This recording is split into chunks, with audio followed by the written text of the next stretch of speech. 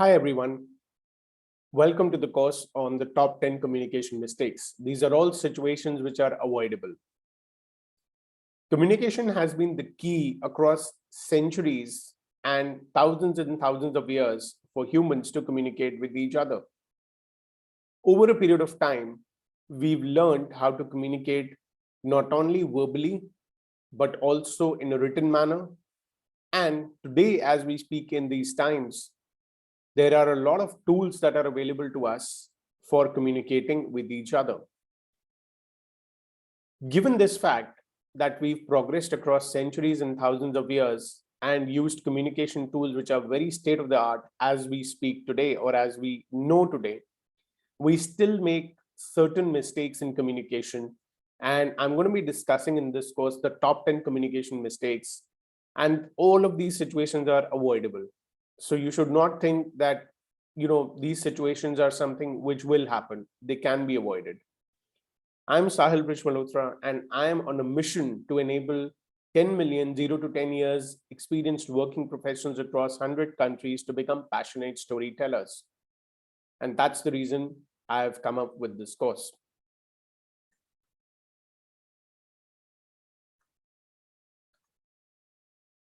Well, I carry 13 and a half years of industry experience across sales, marketing, and analytics. I'm also an MBA grad from a top 20 supply chain MBA program from Syracuse University in New York. I graduated in May 2018 with a GPA of 3.54 over 4.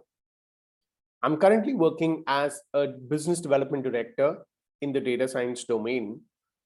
And as I already mentioned, my mission is to enable 10 million 0 to 10 years experienced working professionals across 100 countries to become passionate storytellers through the victory speaking approach using my 3Cs framework. Now, why this course? Well, what I found over the course of my experience in the industry was that there is an evident gap that exists between skills required and skills acquired. The skill which is required across all professional setups and to succeed in life generally is the skill of communication. Because whatever it is, we have our ideas, we have thoughts, we need to put them through to somebody, or we need to put them to paper, or we need to kind of formalize them. And communication tools really help them. We are good in parts, but we need to be holistic. That's a very important consideration that I found, that somebody is good in written skills, somebody is good in verbal skills, but there are very few who are good at all: written skills, verbal skills, and interpersonal communication skills. And there are things that we feel we know about, but reality is totally different. With this course, I want to enable my target audience for a 360-degree learning as far as communication is concerned.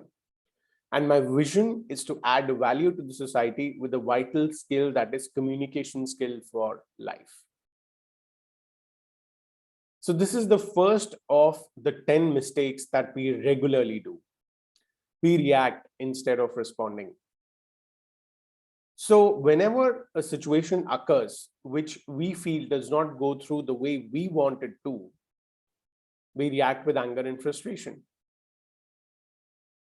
What we can do is we can consider all the facts, both known and unknown, and then respond accordingly. But we rarely do that.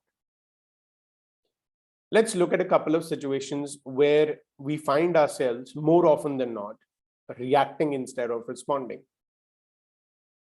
We all must have children at our homes, in our families. We must have our sons or daughters or nephews or nieces, right? Let's assume that you are visiting your family or the children are visiting you at your house and they break something. Now, as an impulse, what happens is that we would react. We would get angry, we would get frustrated, we would yell at the child, we would make the child upset, and we can worsen the situation not only for the child, but also for ourselves. Well, we can do better. We can respond. We can take a deep breath. We can relax. We can check first if the child is okay and the child is not hurt. Then we can check the object, whatever it is that is broken, whether it can be repaired, cannot be repaired, is a different ball game. And then what we can do is we can help the child clean up and then talk calmly to the child to avoid such mistakes in the future. And then what we can do is we can give the child a hug. That's a good way of responding. Let's look at a professional situation now. You are having a conversation with a client and the client starts yelling at you. It is not your mistake. You tried your best in order to serve the client well, but still a client is a client.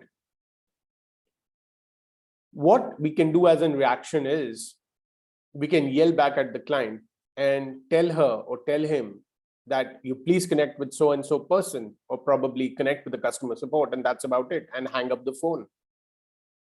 Well, is that a response? I'm afraid it's not. It's a reaction.